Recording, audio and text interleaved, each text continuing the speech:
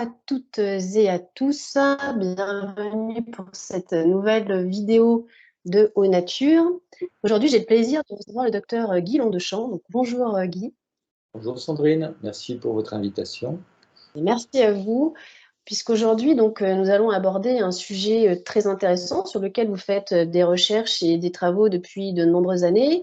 Vous êtes médecin homéopathe à la retraite aujourd'hui. Et donc, on va aborder le sujet de l'eau. Et déjà, dans un premier temps, j'aimerais que vous nous disiez ce qui vous a amené à faire ces recherches sur l'eau. Est-ce que c'est lié à votre activité de médecin? Comment c'est venu, en fait? Moi je suis lié à l'eau depuis que je suis tout petit.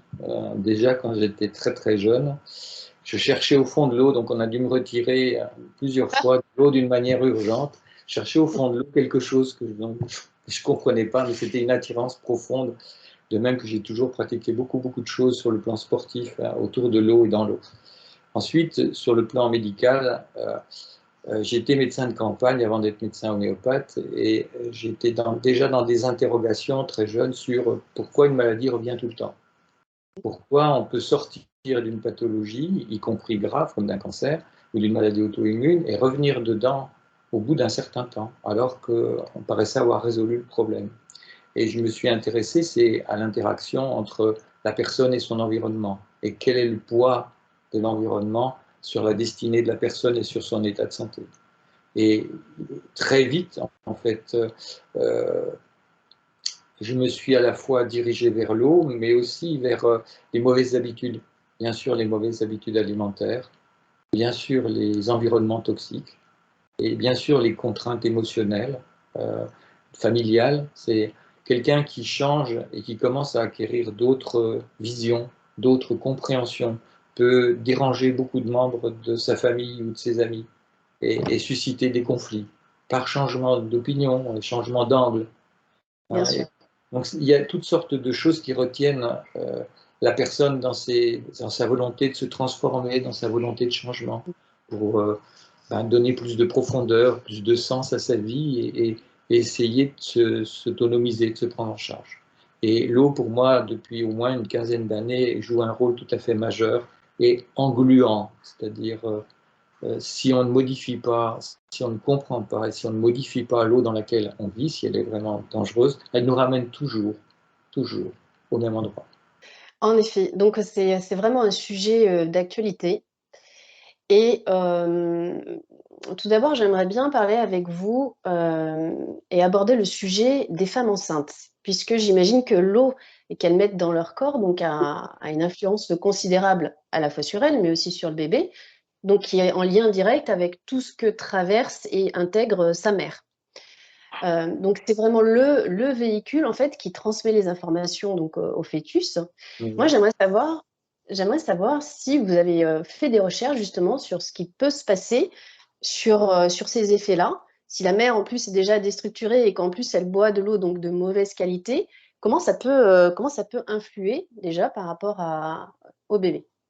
C'est un sujet très à la fois complexe et puis très euh, dérangeant. Dérangeant, s'entend, il y a parfois une petite note à destination des femmes enceintes quand il y a des toxicités qui débordent le cadre de la potabilité de l'eau, qui est une définition administrative, pas une définition sanitaire. Donc quand certaines régions débordent en arsenic, en glyphosate, en Roundup, en pesticides, en médicaments, voilà, donc on craint une intoxication aiguë, alors il y a une petite note seulement pour les femmes enceintes, pas pour les autres. Ça veut dire que c'est un sujet très délicat. Et puis, en dehors de ces moments assez rares, en fait, on passe sous silence le fait que depuis 2011, on sait par des mesures qui ont été faites sur le plan privé et pas c'est pas l'État qui a fait ça. Parce que 2007, on n'accède plus aux données. Depuis Sarkozy, on n'accède plus aux données chimiques des eaux de surface, enfin pour le grand public. Depuis 2011, on sait que les enfants qui viennent au monde en France, 100% des femmes enceintes portent des cocktails chimiques qui vont jusqu'à 100 à 150 molécules différentes. Et les effets cocktails, on ne les connaît pas. On ne sait pas, parce qu'on n'a pas consacré de travaux sur des cultures cellulaires, par exemple, pour observer ce que devient un mélange, par exemple, de quelques médicaments avec des pesticides ou des métaux lourds. Si on le faisait, je pense qu'on irait très vite vers des constats alarmants Mmh. sur l'état de santé de fond auquel on ne prête aucune attention pour l'instant en politique sanitaire. Et donc les femmes enceintes, depuis 2011, il n'y en a pratiquement pas une qui naît avec un enfant sain, c'est terrible à dire, hein, mais parce que ces enfants sont déjà imprégnés par les molécules d'environnement qu'on appelle des perturbateurs endocriniens. Ces perturbateurs endocriniens ont de multiples origines, et il y a à la fois des produits industriels, des produits agricoles, et puis il y a des médicaments, il y a de la pilule, voilà, il y a toutes sortes de choses dans l'eau, parce que les stations d'épuration ne nettoient pas l'eau de ces molécules-là. Donc elles sont relarguées dans les eaux de surface, dans les rivières, et là où on puise pour refaire de l'eau potable, en mélangeant éventuellement à des puisages plus ou moins profonds dans des nappes. On fait souvent un mélange entre les deux. Mais cette toxicité du milieu dans lequel on est tellement importante qu'elle revient continuellement dans notre assiette, dans nos aliments, dans l'air qu'on respire et dans l'eau qu'on boit. Et les femmes enceintes, elles sont perturbées par ces molécules-là et la croissance de l'enfant aussi. Ce qui pourrait faire naître toutes sortes de pathologies chez l'enfant est déjà des pathologies qui touchent la maturation du cerveau de l'enfant et les perturbateurs de la thyroïde, parce que les perturbateurs endocriniens, et tout particulièrement les produits qui contiennent du brome, de l'iode ou du fluor, qui sont des halogènes, hein, ou du chlore, puisqu'on utilise le chlore pour l'eau de boisson, Oui. pour nettoyer l'eau de boisson. Donc cette chloration de l'eau peut avoir un effet sur la maturation de la thyroïde, et déterminer en fait des hypothyroïdies avant la naissance. Or, la thyroïde est responsable de la migration neuronale pendant les 2 ou 3 années qui suivent la naissance chez l'enfant. C'est la thyroïde qui prend en charge la maturation et la migration neuronale. Et donc, la maturité des liens, la richesse des liens du cerveau de l'enfant. C'est-à-dire ça intervient sur sa destinée tout de suite dès la vie intra-utérine. Ce n'est pas un petit problème, c'est un énorme problème. C'est un énorme problème, d'autant plus que par la suite, une fois que l'enfant est mis au monde, donc on va lui préparer ses biberons pour les femmes qui n'allaitent pas. Alors là, il y a les 2 sujets. Il y a effectivement le sujet de l'allaitement, puisqu'évidemment, il y a aussi, transmission de quelque chose. Mais C'est mieux de transmettre par le sein que par le plastique. oui, de toute façon, quoi qu'il en soit, je pense. Mais c'est vrai que dans l'idée de cette préparation des biberons, il y a, l'eau minérale qui est fortement recommandée, donc on le sait, hein, voilà, ils disent: «Cette eau convient, aux nourrissons» et cetera. Sachant que pour moi, cette eau, cette eau minérale, elle est exploitée, vraiment exploitée dans le vrai sens du terme, par des groupes, sans scrupules et qui, ne pensent qu'à faire, de l'argent. Donc par rapport à déjà tout ce que vous avez dit, il y a forcément encore une fois, on en rajoute en fait sur le développement de l'enfant qui va boire cette eau. Donc c'est des effets, cumulés, j'ai envie de dire, Oui. Oui, oui, vous pouvez ajouter plein de choses sur le développement de l'enfant, c'est-à-dire le milieu, si on en prend soin, les ondes travaillent également sur l'état cellulaire, la Wi-Fi, la télé, le téléphone portable. Donc si vous ajoutez ça à la chimie, la qualité de l'eau dans les bouteilles de plastique, elle n'est pas une eau de source. L'eau de source, vous l'avez quand vous prenez à la source c'est directement. Il y ça. a l'énergie de la terre qui est encore là. Et quand vous embouteillez dans du plastique, vous altérez l'eau. Si elle reste sur des palettes pendant longtemps, éventuellement au soleil, si elle est irradiée pour rester claire, et Mmh. si le plastique n'est pas stable, on sait maintenant qu'il y a, je crois, il y a un article très récent qui dit qu'il y a 78% des eaux de bouteille qui contiennent des particules de plastique. Donc on en jette dans la nature et on en retrouve dans tout ce qu'on absorbe. Et il tombe même des molécules de plastique dans les neiges sur les hautes montagnes. Donc il y en a partout Mmh. sur toutes les zones, même qu'on croit protégées. Et Mmh. puis l'eau qui est embouteillée de cette manière est inerte, elle est morte au bout d'un certain C'est temps. ça, c'est ça, Il oui. peut être chargé en un certain nombre de choses, parce qu'il y a quelques autres sources qui ont quand même des molécules chimiques. On en a trouvé, mais on n'en parle pas trop parce que malgré tout, toute notre consommation de médicaments qui passent par les stations d'épuration puis vont dans la nature, s'accumule aussi dans les nappes.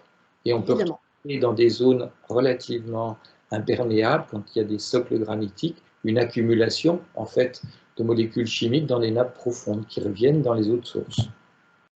On est sur des circuits fermés quasiment, hein. C'est-à-dire l'eau peut avoir des grands cycles, mais de toute manière, tout ce qu'on fait dans le monde, dans la nature, nous revient.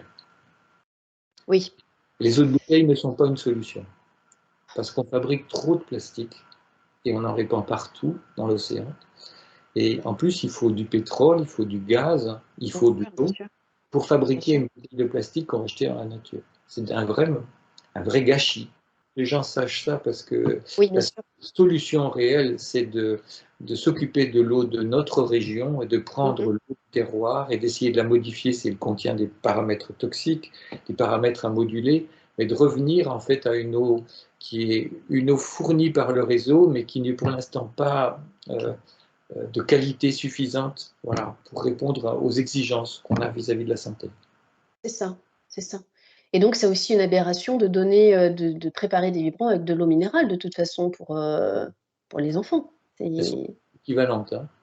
sont Ce pas sont pas toutes équivalentes, mais les eaux les meilleures, celles qu'on peut, en fait, si on peut faire une mmh, graduation entre oui, les eaux qu'on pourrait utiliser pour les petits, il vaudrait mieux utiliser les eaux qui sont sur des régions avec des socles granitiques, c'est-à-dire Massif central ou Pyrénées ou Alpes, avec une zone en fait où l'eau est très peu minéralisée, c'est moins de ça. 100 mg de résidus secs. Ces eaux-là sont relativement pures, même si elles sont encore dans des bouteilles en plastique.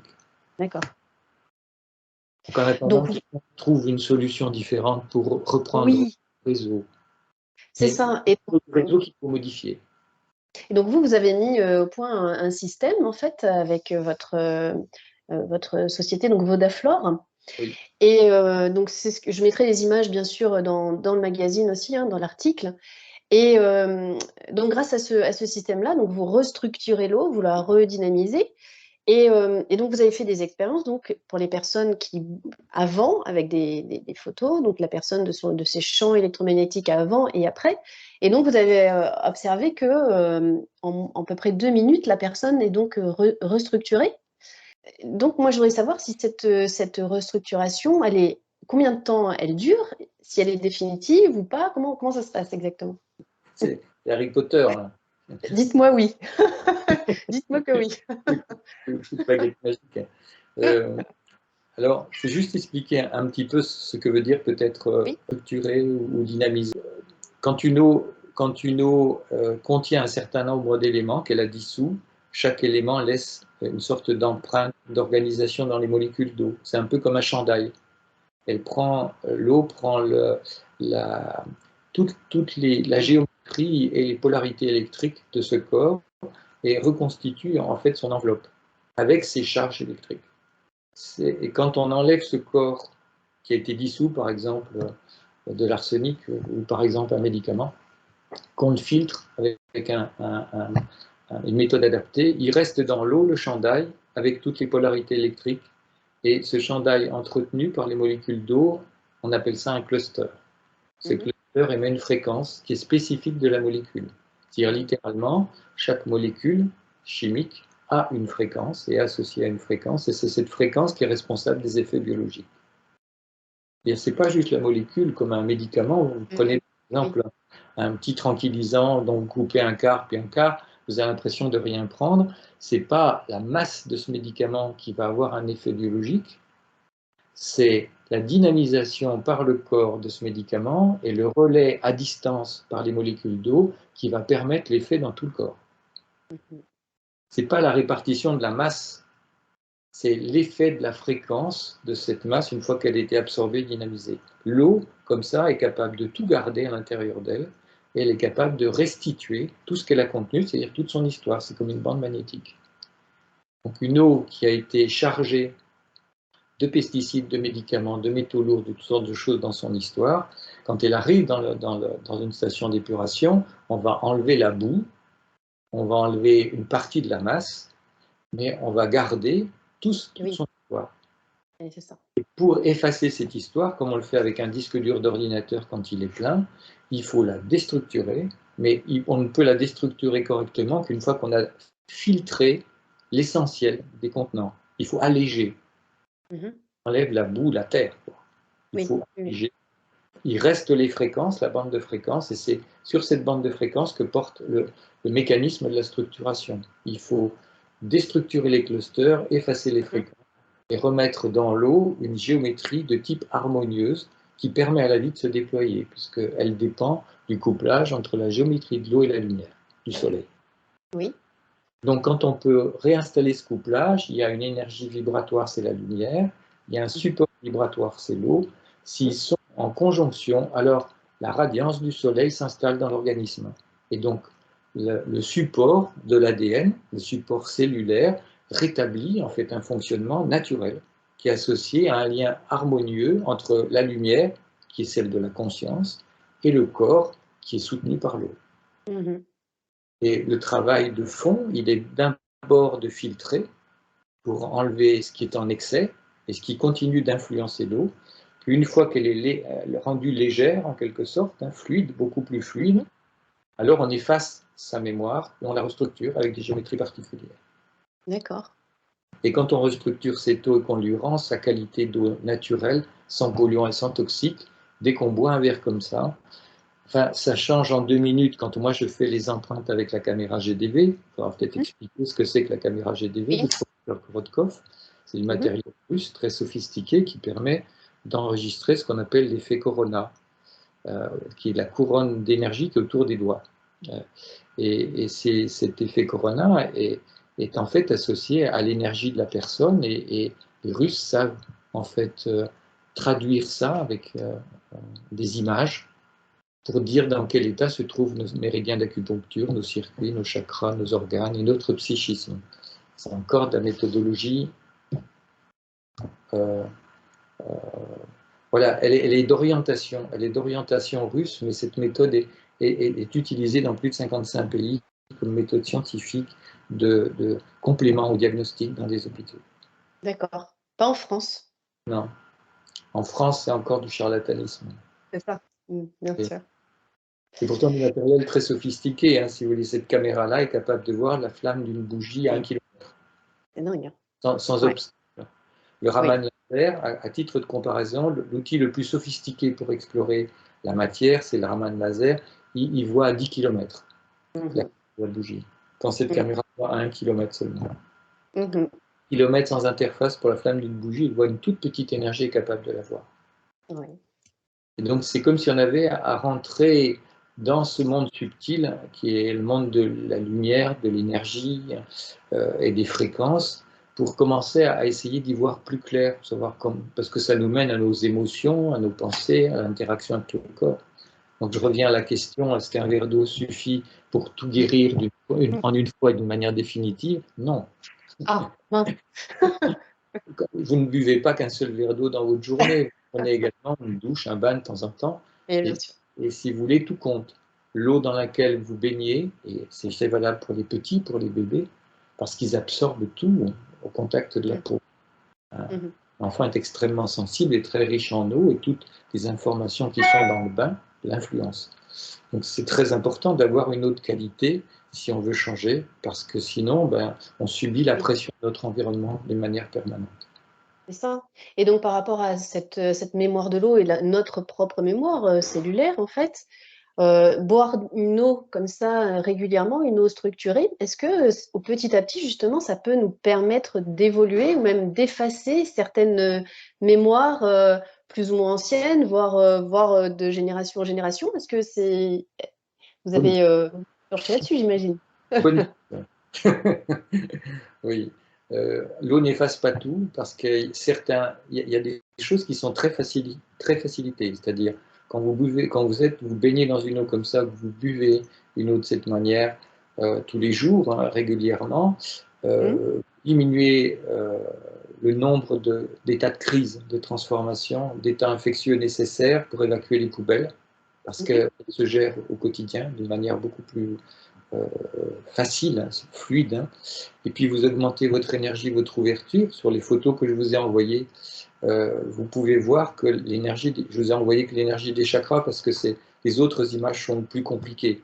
Je vous ai mis peut-être 2 images, je ne me rappelle plus exactement, concernant les effets de couronne où on voit Oui. les énergies des organes et on voit comment un verre d'eau peut modifier une image qui est typique d'un début de maladie cancéreuse ou d'une possible maladie cancéreuse annoncée dans les mois d'avant, parce qu'on voit avant, hein, dans l'énergie. Donc cette caméra elle est capable de montrer des tendances. Mais sur les images que je vous ai envoyées, vous pouvez voir comment l'eau, elle ramène une tendance éclatée, proliférante, elle ramène sur sa base pour la recaler, en disant qu'elle est capable de nous remettre en phase, de nous aligner, de nous relâcher, de nous centrer, de nous mettre en cohérence. Quand on est dans cet état de cohérence et d'ouverture, on est dans un état de meilleure santé et on est dans une vie de relation qui est plus créative, constructive, on est moins en conflit avec le monde et moins en conflit avec soi. Bien sûr, voilà, c'est ça. Et donc évidemment, Voilà. Mais ça ne fait pas tout disparaître, le besoin des fois de travailler sur un problème oui, bien transgénérationnel. bien sûr, mais en tout cas, ça peut ouvrir et ça peut être plus facile d'y aller. Oui, oui, ça invite et ça ouvre les portes. Ça montre également, c'est les zones fixes, les zones qui ne bougent pas avec l'eau. Oui, Quand on est oui. complètement bloqué sur le plan émotionnel, on bloque tout mouvement de Mmh. transformation. Et Mmh. ça peut faciliter pour Exact. chaque personne l'accès à ces zones qui sont loin de la conscience. Exactement. Et Eh oui. on est autour, quoi. Exactement, c'est ça. J'aimerais aussi qu'on revienne, sur un sujet que vous avez déjà abordé un petit peu avant, mais par rapport aux fameuses injections qui sont là, dont on entend parler depuis 1 an, 2 ans. Hem, il y a forcément des conséquences donc dans les rejets des urines, tout ça dont on a parlé tout à l'heure. Et il y avait notamment l'ouvrage, de Michel Georget, donc du professeur Michel Georget, avec, son livre, La vaccination, les vérités indésirables. Donc ce qu'il dit, moi il y en a vraiment juste une petite partie là, mais ce qui est juste, hallucinant, c'est tout ce qu'il y a dans tout ce que contiennent ces produits. Pour en citer quelques-uns, donc qu'on a relevés dans son livre, les additifs qui sont variables selon les vaccins, mais notamment, par exemple, le sérum de veau fœtal qui contiennent des bactériophages, des endotoxines, des pestivirus, des possibles prions, de l'aluminium, des antibiotiques, du formol, de l'antigel, du phénoxyéthanol. Tout ça, je veux dire, quand on prend conscience de ça, on se dit: «Mais c'est pas possible de mettre ça dans un corps humain». Et donc forcément par les urines, par l'eau et cetera et par toute cette information, qu'est-ce que vous en pensez vous? Est-ce que vous dites qu'est-ce qui peut se passer? Qu'est-ce qu'on peut en tirer comme conclusion? C'est difficile de tirer des conclusions parce que tous les vaccins ne sont pas identiques. Ils n'ont pas tous la même méthode de préparation et ne contiennent pas tous les mêmes choses. Et puis, là, vous parliez des injections expérimentales dans lesquelles on est depuis 2 ans et demi maintenant. Enfin, ça fait 2 ans. Oui, C'est encore autre chose, c'est encore un autre secteur. Mais la méthodologie de fond, c'est-à-dire la méthode avec laquelle on prépare les vaccins, c'est quasiment un secret de fabrication, c'est-à-dire un secret d'État. ah oui, Oui, pour obtenir les informations dont Michel Georget, le professeur Michel Georget parlait dans ses livres, il a fallu sûrement beaucoup, beaucoup de patience et de persévérance en tant qu'agrégé en biologie pour obtenir des informations qui sont des secrets de fabrication.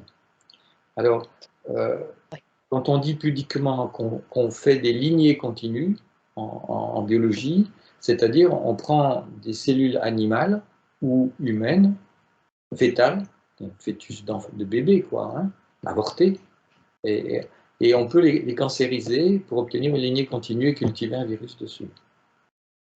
Donc c'est de la méthodologie de préparation vaccinale. Et dans les lignées continues, et je vous rappelle quand même qu'il n'y a pas longtemps que l'OMS et je pense la France a voté un texte de loi qui permet en fait d'interrompre une grossesse jusqu'au 9e mois. mmh mh. Hein, Ah oui, on a d'accord. fait disparaître la notion d'infanticide, Mmh. paru de. Exact. Mmh. Et donc on peut se servir des cellules fétales, des cellules d'embryon, pour préparer des cultures de virus, parce que les virus ont besoin de cellules vivantes. Ce n'est pas la même préparation pour les virus et les bactéries. D'accord. Donc, quand on fait des cultures virales, en fait, on doit créer une sorte de milieu nutritif fait de cellules, et pour qu'elles soient tout le temps en train de se reproduire et qu'il n'y ait pas de manque pour la culture, on les cancérise avec des virus hautement cancérigènes pour l'homme et l'animal, qui sont encore dans le milieu de culture. Parce que quand on va à l'épuisette récupérer en fait la préparation virale pour la mettre dans un vaccin, on ne peut pas purifier à plus de 95%, même 98%. On ne peut pas purifier complètement, donc il y a toujours des traces du milieu de culture et l'eau du milieu de culture qui va rentrer dans le vaccin. Toute son histoire. Quand vous abordez sous cet angle-là, l'histoire de la mémoire de l'eau, un millilitre qui paraît être une toute petite quantité contient beaucoup, beaucoup, beaucoup d'informations. Je vous ai dit l'équivalent d'une clé de 30 gigas. Oui. 30 gigas d'informations. Donc évidemment, ce qui est injecté dans le corps amène la personne à ne plus être elle-même finalement. Elle ne peut plus être elle-même avec ça. C'est des informations qui ne lui appartiennent pas quelque part, mais qui rentrent dans son champ d'information. C'est vrai. Après, il y a quand même un principe extrêmement puissant à l'intérieur de l'organisme, qui est celui de la conscience. Et puis, il y a le milieu environnant, il y a la qualité d'amour que l'enfant reçoit de ses parents, il y a les motifs et l'ambiance dans laquelle cet enfant grandit, il y a plein de choses qui jouent sur le plan immunitaire. Donc, on peut des fois recevoir des chocs très importants ou des toxiques avérés, et puis que tout le monde ne réagisse pas d'une manière identique. Ceux qui sont déjà dans un état très instable, ils vont marquer plus le coup. Ceux qui ont une constitution extrêmement fragile et psychiquement très très réactive peuvent aussi réagir d'une manière plus difficile, puis il y en a qui ne sentent pas. Ça ne veut pas dire que ça leur fait rien, mais ça veut dire qu'ils se débrouillent. Oui, c'est ça. Il y a une espèce d'adaptation finalement. L'adaptation qui se fait. Et puis le corps va faire ses crises de transformation éventuellement après et sortir des poubelles à l'occasion d'une maladie infectieuse avec un écoulement purulent, par exemple. Ah, exact, oui. Donc, mais tout le monde n'a pas la même constitution et tout le monde ne réagit pas de la même manière. On n'est pas égaux Oui, là-dedans. bien sûr. Ok. Mais mettre des virus cancérigènes associés au milieu de culture dans un produit vaccinal, on ne peut pas dire que ça n'aura pas d'effet dans les années qui suivent. Moi, je me suis toujours posé la question de pourquoi un enfant, un petit bébé, pouvait faire un glioblastome, une tumeur cérébrale maligne très envahissante. Pourquoi à 2 ans, 3 ans, des bébés peuvent faire ça, quoi. C'est incompréhensible, quoi. Incompréhensible. Sauf si on commence à rentrer dans ce secteur-là en disant, attendez, on a fait des choses et un vaccin, il y a des vaccins qui sont associés quand même à l'autisme, qui a été écrit par Sir Wakefield, qui a été obligé ensuite de quitter son pays pour le travail qu'il avait fait sur le lien entre le vaccin ROR et l'autisme, et qui est pourtant un être extrêmement compétent et honnête. Mais quand on touche à ce secteur-là est très dangereux. Ce secteur-là, il est explosif parce qu'il atteint à des méthodes qui génèrent des profits colossaux. On le voit pour Pfizer en ce moment. Hein. C'est pas pour l'immunité, ni pour la préservation, ni pour l'arrêt de la transmission d'une maladie dont on ne sait pas si vraiment elle est réelle. Et on ne sait pas si tout ça n'est pas associé d'abord à la peur et ensuite à toutes sortes de mauvaises nouvelles qu'on colporte sur les ondes tout le temps et qui terrorisent. Exactement. Exactement. Voilà. Ce qu'on sait, c'est que pour l'instant, on a besoin, chacun de nous occuper de notre santé nous-mêmes et de remettre en place notre autonomie sans attendre qu'elle soit faite sur le plan de la santé publique. Ça Exactement. Voilà.